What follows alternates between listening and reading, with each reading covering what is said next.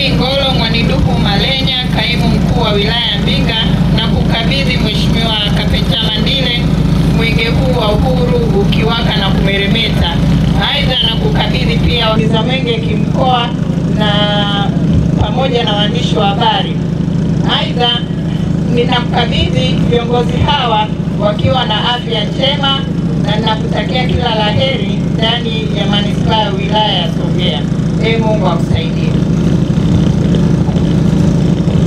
Mimi Kapecha Mandile, mkuu wa wilaya ya Songea, nakiri kupokea mwenge wa uhuru kwa mwaka 2025 kutoka kwa Mheshimiwa Ngolo Malenya, kaimu mkuu wa wilaya ya Mbinga.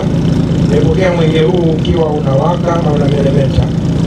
Ukiwa katika manispaa ya Songea, mwenge huu utakimbizwa umbali wa kilomita 66.6. Utaweka mawe ya msingi katika miradi miwili, utakagua na kutembelea miradi mitano, na utagawa vifaa kwa mradi mmoja. Miradi yote hiyo ikiwa na thamani ya shilingi bilioni 1 na milioni 800.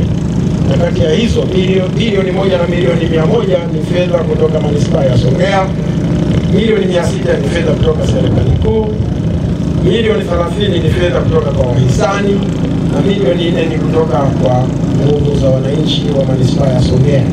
Aidha, ninakiri kupokea wakimbiza mwenge kitaifa wakiongozwa na Mheshimiwa Ali Usi pamoja na wakimbiza mwenge kitaifa ambao wako 6 idadi yao.